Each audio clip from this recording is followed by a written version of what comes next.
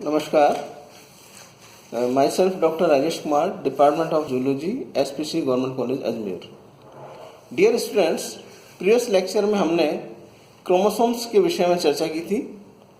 आज हम giant chromosomes अर्थात महागुणसूत्र के विषय में चर्चा करेंगे।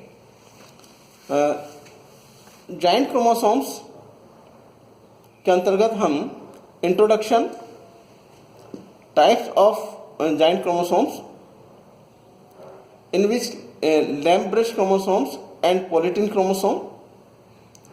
लैम्प ब्रश क्रोमोसोम्स के अंतर्गत हम discovery, distribution, structure, in which axis, chromomeres and lateral loops के विषय में चर्चा करेंगे। जबकि पॉलीटीन क्रोमोसोम्स के अंतर्गत हम डिस्कवरी, डिस्ट्रीब्यूशन एंड स्ट्रक्चर के अंतर्गत bands and interbands, puff and बाल बेनी रिंग्स के विषय में चर्चा करेंगे। तत्पश्चात chemical composition, causes of formation and functions of giant chromosomes के विषय में चर्चा करेंगे। Now first point, giant chromosomes अर्थात महागुणसूत्र क्या है। कुछ एनिमल एंड प्लांट सेल्स में नॉर्मल सोमेटिक क्रोमोसोम्स के अलावा एबनॉर्मल रूप से विशाल या महागुणसूत्र पाए जाते हैं। इन क्रोमोसोम्स की morphology and structure normal somatic chromosomes से डिफरेंट होती है, इसलिए इन क्रोमोसोम्स को स्पेशल क्रोमोसोम्स अर्थात विशिष्ट गुणसूत्रों की श्रेणी में रखा जाता है। ये दो प्रकार के होते हैं, lamp brush chromosomes and polytene chromosomes. First, lamp brush chromosome. इस प्रकार के क्रोमोसोम तेल के चिरागों के ग्लोब्स को साफ करने वाले ब्रश की आकृति के समान होने के कारण इन्हें लैम्प ब्रश क्रोमोसोम्स के नाम से जाना जाता है। Now discovery of lamp brush chromosomes. Scientist J Ruckert ने 1992 में लैम्प ब्रश क्रोमोसोम्स की खोज की थी। इन क्रोमोसोम्स को लिविंग स्टेट में बिना किसी स्टेन के फेस कॉन्ट्रास्ट माइक्रोस्कोप के द्वारा देखा जा सकता है। Now distribution of lamp brush chromosomes. Lamp brush chromosome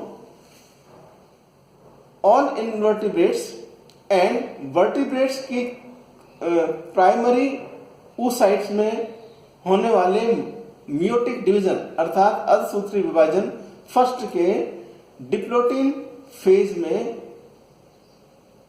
तथा ड्रोसोफिला और अन्य प्राणियों के स्पर्मेटोसाइट्स में पाए जाते हैं। अर्थात मियोटिक डिवीजन फर्स्ट की प्रोफेज फर्स्ट में जैसा कि हम जानते हैं कि leptotene, zygotene, pachytene and diplotene 5 प्रकार की सब स्टेजेस होती हैं। इनमें इनके डिप्लोटीन सब स्टेज में ड्रोसोफिला में और कुछ अन्य प्राणियों के स्पर्मेटोसाइट्स में लैम्प ब्रश क्रोमोसोम्स पाए जाते हैं। इसके अतिरिक्त यूनिसेलुलर एल्गी एसिटाब्लेरिया के न्यूक्लियस में भी लैम्प ब्रश क्रोमोसोम उपस्थित होते हैं। Now structure of lamp brush chromosomes.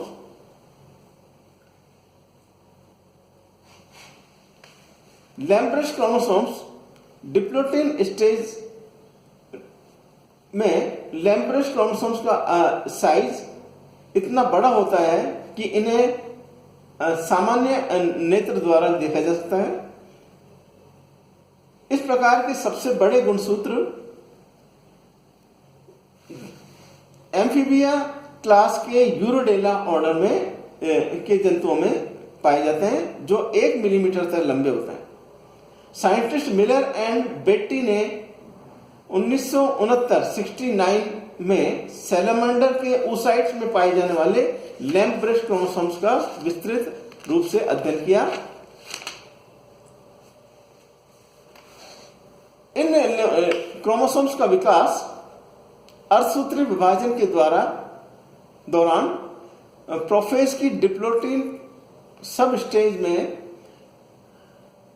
इनकी लंबाई अत्यधिक बढ़ जाती है और क्रोमोसेंटर गुणसूत्र बिंदु क्षेत्र को छोड़कर शेष भाग से लेटरल साइड में ये निकले रहते हैं।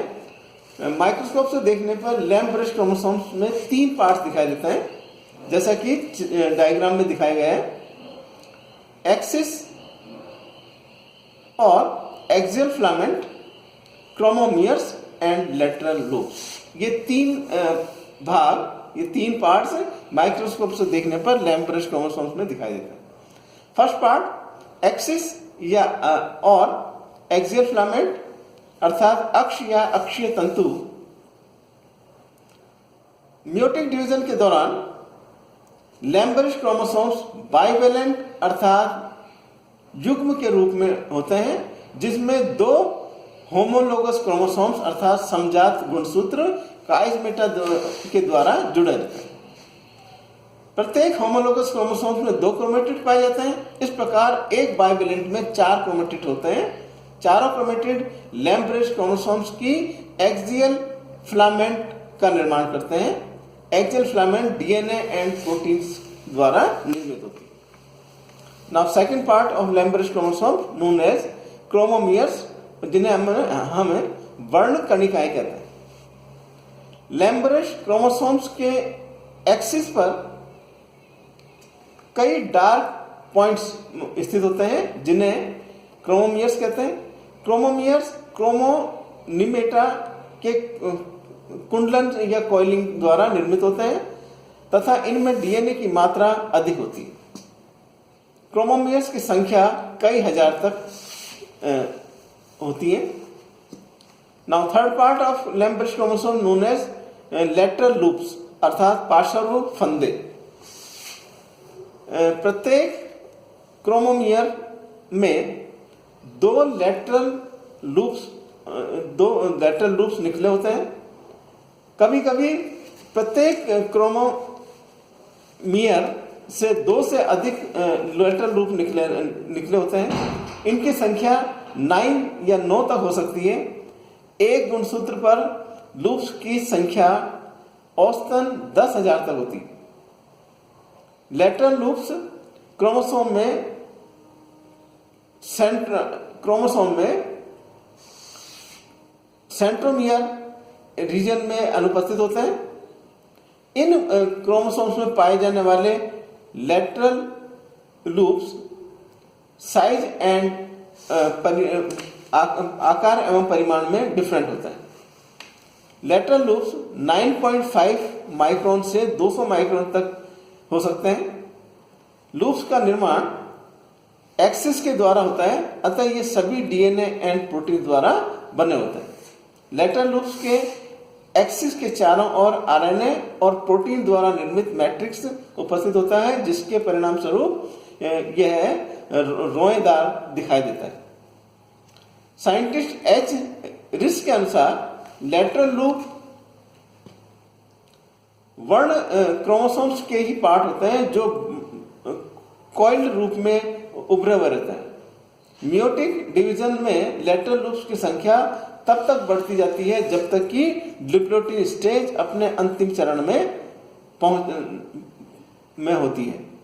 जैसे ही ये स्टेज पार होती है और अर्धसूत्री विभाजन आगे बढ़ता है, इन लेटरल लूप्स की संख्या धीरे धीरे घटने लगती है और अंत में ये लूप्स लुप्त हो जाते हैं।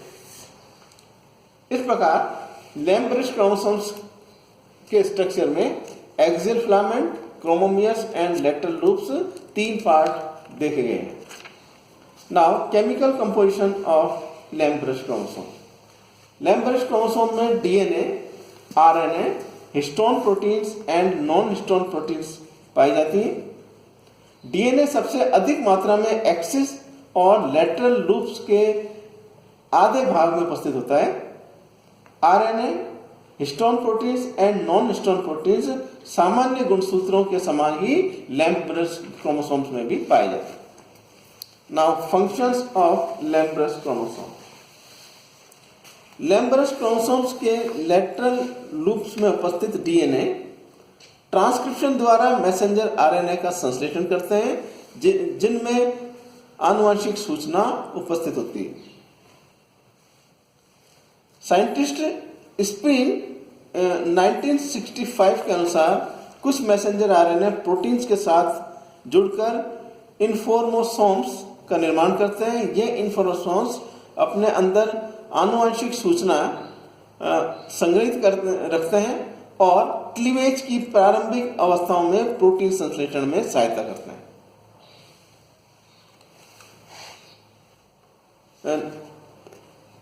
नेक्स्ट लेक्चर में हम जॉइंट क्रोमोसोम्स के सेकंड टाइप पॉलीटिन क्रोमोसोम अर्थात बहुपट्टीय क्रोमोसोम्स के विषय में चर्चा करेंगे। धन्यवाद।